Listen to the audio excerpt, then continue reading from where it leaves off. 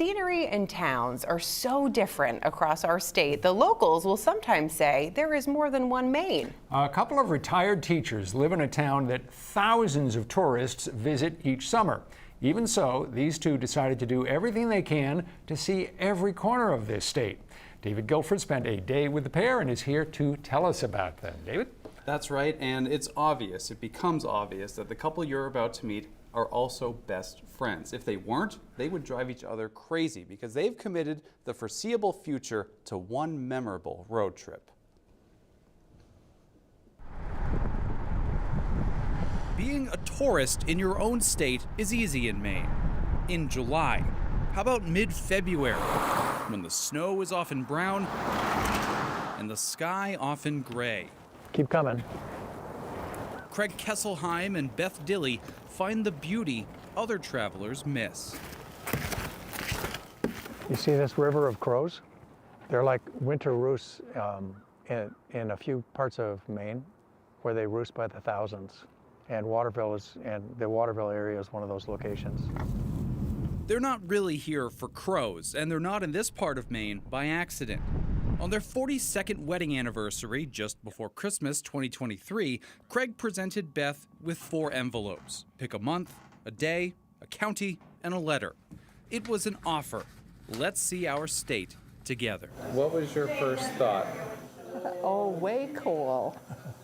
Way cool. Plus, I got to pick out of the envelopes. Once Beth pulls out the papers, the planning begins. Within the specific county, they find a town or towns that starts with the letter they pulled. They take a trip each month for a day or two and send a photo every day to their friends and followers. February's trek is Kennebec County and W. Easy enough, Waterville and Winslow share a river. Not too bad, I think it's gonna snow later. And bridges, like the 2-cent Bridge, one of the oldest wire cable spans in the U.S. It got its name for the fee laborers paid to cross just to put in a hard day's work. Naturally, Beth and Craig got lunch at a pub with the same name. You know, we've been in Maine more than 30 years, and we just keep, learning new things and going to towns that are almost too small to notice, but realizing they've got a story and they have important memories and aspects of history and scenery, nature trails, whatever. And plus, they have wonderful people. Beth's hot toddy is made with Tennessee whiskey, but the couple likes to try the local flavors of each place they visit. Craig's lager is brewed specially for the pub. And lunch? Can we have that? A SpaghettiOs pizza, invented by their server. It has SpaghettiOs, hamburger, garlic, cheese blend, and fresh basil. I kind of just want my hot toddy. Okay.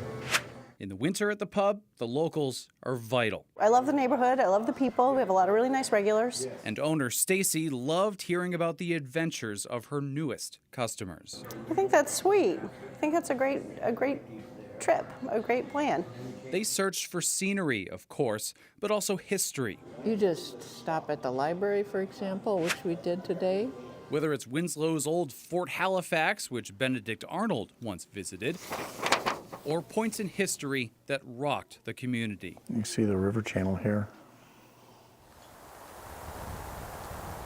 The irony of all of this is Craig and Beth live on Mount Desert Island, one of the most beautiful places in the United States. They could snap a postcard each day without leaving their town, and yet they've committed much of their retirement to seeing every mile they can, taking back roads and side roads along the way. Every trip, we have discovered something we didn't know was coming down the road.